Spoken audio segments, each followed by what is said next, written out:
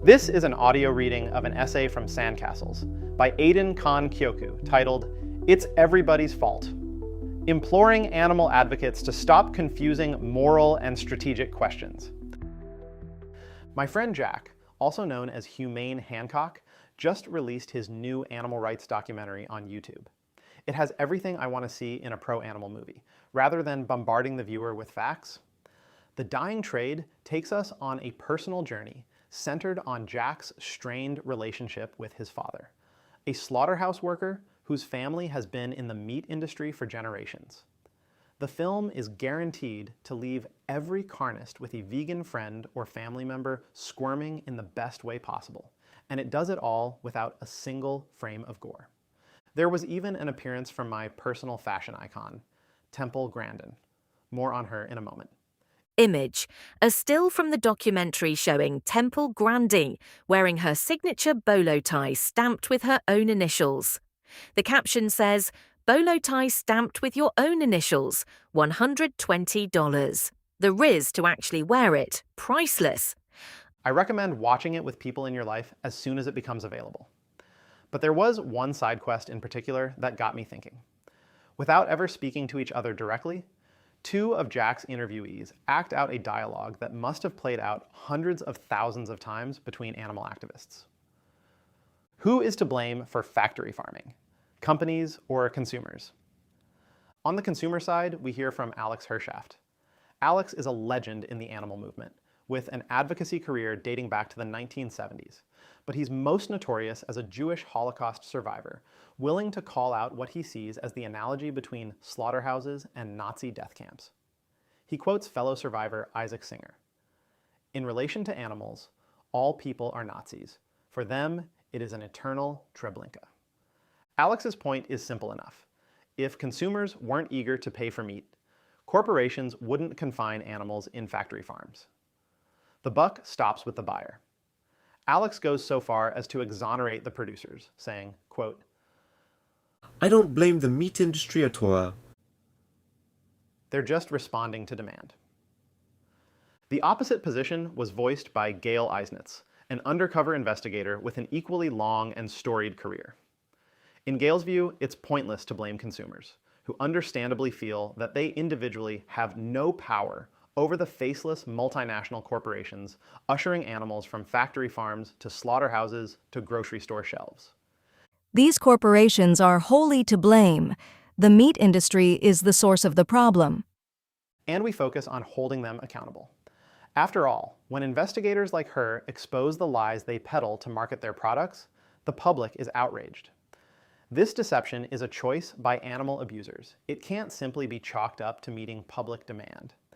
The dishonesty of these factory farm companies creates the demand. But Alex doesn't buy it. Consumers know that if they looked into where their meat comes from, they wouldn't like what they find. Part of the product these companies are selling is the comfortable lie people need to believe in order to keep eating animals. Consumers are seeking out that lie and willfully avoiding the truth. 1. The wrong question. Who is responsible? Over the years, I've participated in this same debate more than once. I've been on both sides at different times. Like so many arguments in animal advocacy, it does double duty as both a moral and a strategic question. People arguing that consumers are morally responsible usually conclude that we should focus our efforts on public outreach, whether AV-style vegan outreach or DXE-style public disruption. Meanwhile, those who see the responsibility falling on boards and CEOs naturally gravitate towards corporate accountability campaigns. So who's right? Who is responsible at the end of the day? Consumers or CEOs? Or, for that matter, is it the lawmakers and regulators setting abysmally low standards that allow this all to happen? And what about the actual workers who do the deed, shoving animals into cages and slicing open their still bleeding necks? There are far fewer slaughterhouse workers than meat eaters. If consumers could theoretically walk away from the industry, then workers each have much more individual agency. I think this is easy enough to resolve. Let's take Alex Hershaft's invitation and imagine the factory farm industry exactly as it currently exists, but replace the animals with humans, if you like, humans of a marginalized ethnic group or disenfranchised class. Take a second to really imagine it. Every day, millions of people wasting away in tiny wire cages until they are dragged to the slaughterhouse, hung upside down, slaughtered, butchered, packaged, sold, spiced, barbecued, and devoured by happy and unhappy families across the country. Pop quiz. Who is responsible for this imaginary atrocity? CEOS consumers, farm and slaughterhouse workers, complacent lawmakers and regulators. The answer is obviously everyone. Each of these groups could bring the entire industry crashing down if they withdrew their unique participation. But they don't, and the blood keeps flowing. Oceans of blood every single day. Image: the outstretched hands of 4 people standing in a circle. All the hands are covered in blood. The sleeves of each pair of hands suggest different vocations, including a businessman in a suit, a worker in coveralls, a mother with a shopping basket, and a child. One of the most notorious names associated with the Nazi Holocaust, arguably second only to Hitler himself, is Adolf Eichmann. Eichmann was not a leader of the Nazi Party, or even among the top 1,000 most influential members. He was not a soldier or executioner who carried out killings. He was simply a bureaucrat, a pencil pusher in the administrative apparatus responsible for the logistics of mass death. For his role, Eichmann was not only tried and hanged. He became a meme, his name synonymous with the banality of evil.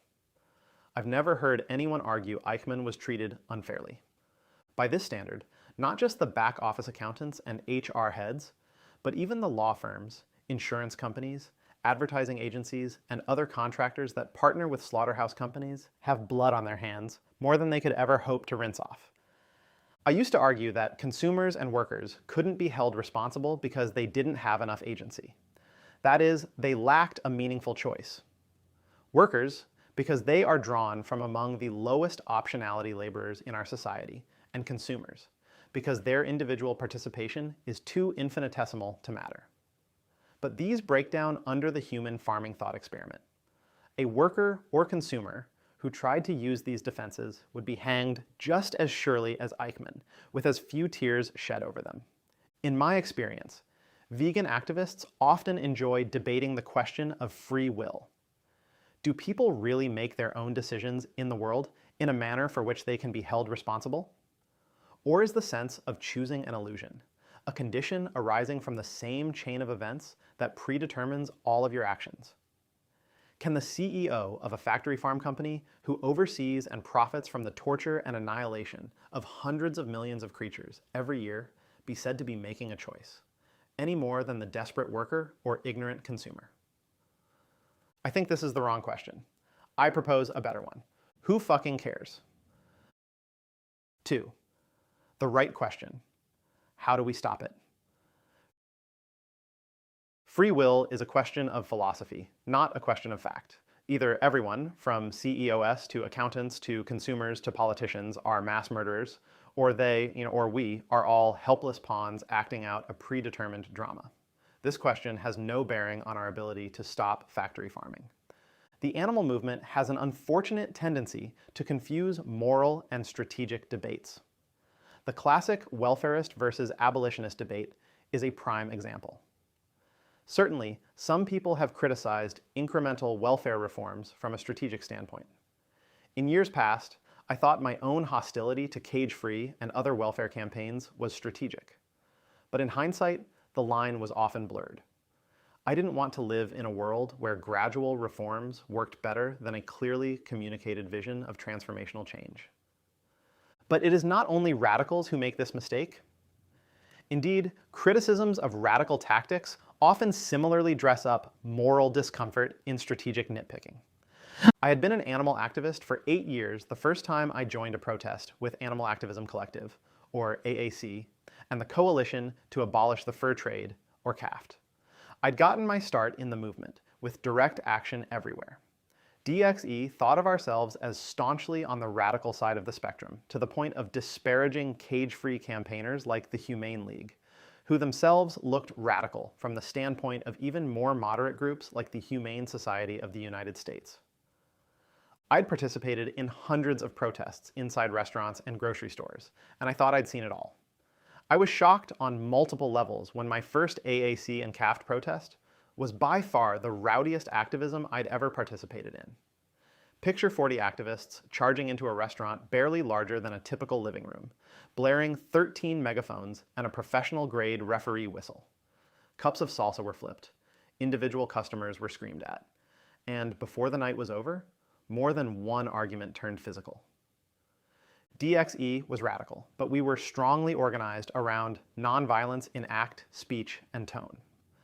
This was both a moral and a strategic commitment, which, by this point, should raise a yellow flag. DXE's theory of change was all about winning over the public. Yes, we would disrupt their fancy night out feasting on animal corpses, but we would do it with a tone of stern compassion, pleading with them to consider the animal's perspective. We were hoping to strike a balance, forcing people to pay attention without turning them against our message. Despite the superficially similar tactic of disrupting inside businesses, AAC and CAFT's theory of change is completely different. Their goal is not to win over the public, but to inflict maximum pain on the target business until they cry uncle. Surrendering to a campaign demand to drop foie gras from restaurants or fur from luxury fashion brands. I understood this, but I was still surprised at first by how much these protests target individual customers, getting up in their faces, screaming epithets at them, and even dumping cups of salsa on their laps. And I was uncomfortable with it. After all, if the target is the business, wouldn't it be better to have customers on our side so they go and tell the company to listen to us?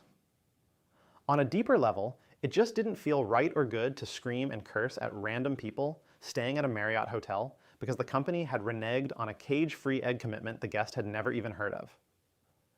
It all clicked for me during a foie gras protest at a restaurant in Denver.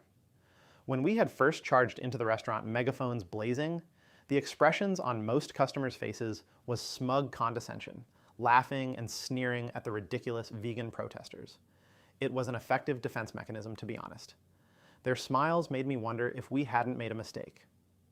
Maybe we were just the night's entertainment and weren't harming the company at all. It was somewhere around the third time an infuriated patron splashed their full glass of water onto my chest, that is, maybe the 15-minute mark, that I noticed the smiles had disappeared. Or rather, they'd migrated from customers to protesters. The initial amusement had passed. Diners were pissed. Listener, we screamed our voices hoarse inside that restaurant for another 45 minutes. Cops never showed up. Several tables ate their entire meal, had their $100 a plate bills comped by apologetic waitstaff, and left the restaurant all in the cacophonous din of our joyous rage. When I finally stepped out into the warm summer night with my soaking wet t-shirt, I had no doubt about how much agony we had caused customers and business alike. A few weeks later, the company caved and announced they were permanently removing foie gras from their menus at a dozen locations. Were these customers responsible for the restaurant's use of foie gras? Many of them probably don't even know what foie gras is, or that it is produced by force-feeding ducks. Most of them probably didn't order it. Who gives a shit? They were all chomping down on other factory-farmed animals. They might not know about force-feeding, but they know about the cruelty of factory farming and slaughterhouses in general. And to the extent they don't know, it's because they've actively avoided finding out. Even if I'm overestimating their complicity, it just doesn't really matter. Who cares if they had a bad night out? They'll be fine, and they even got an interesting story to tell at their next party. All that should matter is whether it works to get animals out of factory farms. In this case, it pretty clearly did. This doesn't mean maximally aggressive tactics are always appropriate.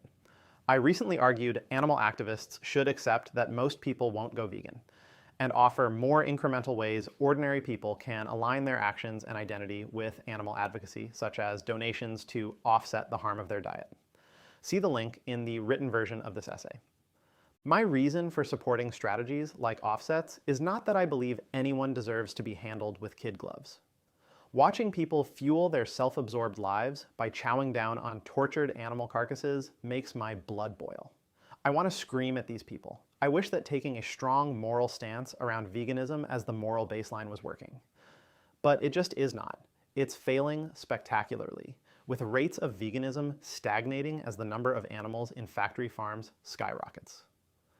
One commenter on that post wondered about what Gary Francione would think about the veganism and offsetting debate. Francione was a legal scholar and moral philosopher whose writings on abolitionist vegan ethics inspired countless animal activists. His book, Eat Like You Care, is still my go-to recommendation for intellectually inclined friends considering veganism, but there is simply no reason Francione should have the last word on strategic debates in the movement. Moral philosophy and social movement strategy are entirely unrelated disciplines, as Gary demonstrated through a fanatical fixation on individual vegan advocacy to the exclusion of all other strategies. Francione was one of the most bitter critics of cage-free and other incremental welfare campaigns, and his writing on the subject perfectly illustrates the moral and strategic confusion endemic to the animal movement.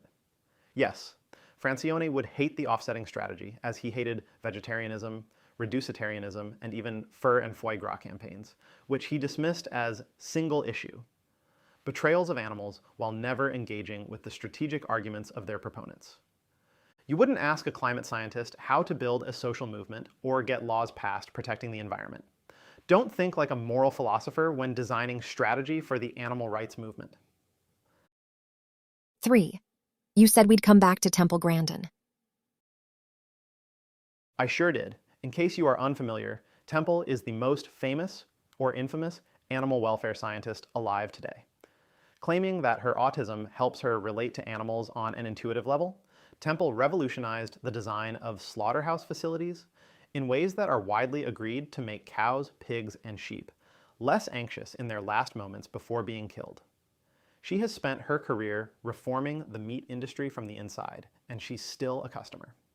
When Francione sets up a straw man to argue against abolitionist vegans who believe in the strategic value of incremental welfare campaigns, Temple is the real-life person he could be criticizing. Yet even Francione might feel a soft spot for the flesh-and-blood woman we meet in Jack's film, arriving at the end of her career with a heavy conscience. Her face shows anguish as she describes the standard practices of her industry, and when she asserts that conditions have improved over the course of her career, the defensive tone in her voice seems directed more at herself than at Jack. She bluntly refuses to discuss chicken farming altogether. Is Temple morally culpable for this violence? I've described her before as a godsend to the industry, the perfect messenger for the humane lie.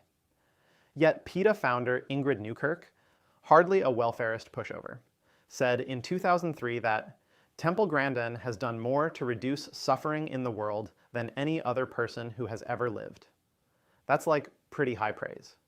If someone ever said that about me, I'd die happy, which is a bummer because definitively nobody ever will. And yet, would I stand outside Temple's house at 3 a.m. every night for a year if that's what it would take to win a campaign? Would I dump a bucket of fake blood on her every day, harass her boss until she gets fired, slash her tires, crash her kids' weddings and grandkids' birthday parties, if that would make a dent in the atrocity being carried out against animals every day? I absolutely would. And if instead, I thought that what it would take to win is to become Temple's best friend, to lift her up as the face of our movement, to redesign my whole wardrobe after hers, to sit beside her at those same weddings and birthdays as she chows down on a humanely slaughtered steak, I'd do all of those things too. I'd even disrupt you, listener. Not because you once ate animals, or because you still could work harder or smarter to help put a stop to all of this, and every day you don't, you're letting animals die. I wouldn't disrupt you because you're to blame, I don't know if you are, and I don't care. I'd do it if that's what it took to win. If you found this episode useful, the best way to help is to share it with another activist. This audio version of Sandcastles is produced using an AI clone of Aidan's voice. We apologise for mispronunciations.